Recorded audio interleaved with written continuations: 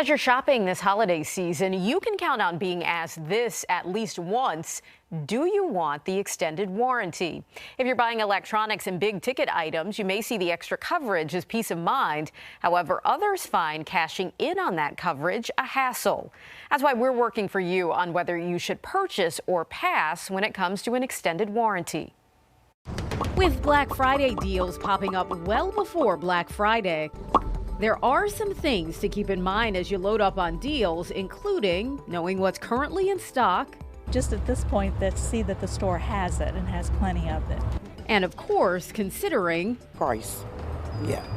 There's also one key question you'll be asked once, twice, maybe more this season. Do you want the extended warranty? Really think of them as an insurance policy that safeguard against an unseen or expensive repair for some period of time. So is it worth it?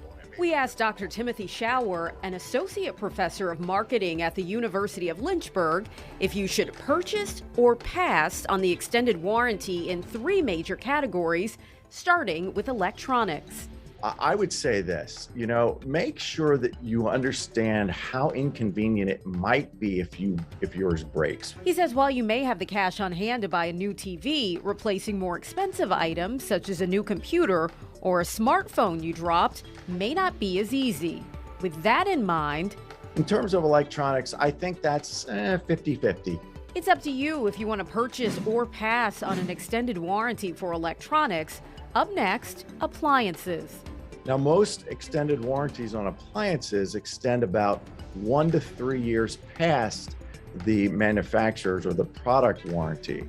So often they don't break down in that 1 to 3 year period, however. Dr. Schauer adds manufacturers may be willing to extend the warranty beyond their product warranty if it's within reason to keep you happy. When it comes to the extended warranty for appliances, unless you're planning to move a lot, I probably wouldn't on an appliance. This one you can pass. But what about an extended warranty for your car?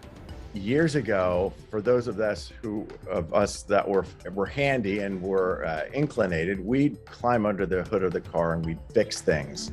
And frankly, it is really not possible for most of us to even do that anymore. When it comes to deciding on an extended warranty for a car, Dr. Schauer says not only should you consider the hardship that could come with replacing it, but also how much cash you have on hand and how long you plan to keep your car.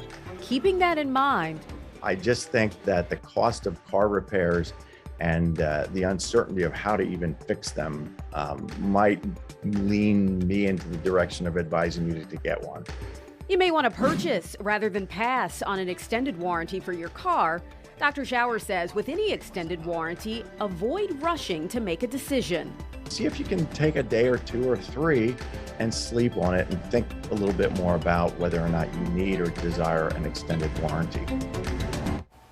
And he also recommends you first understand the manufacturer's warranty and what it covers before buying an extended warranty.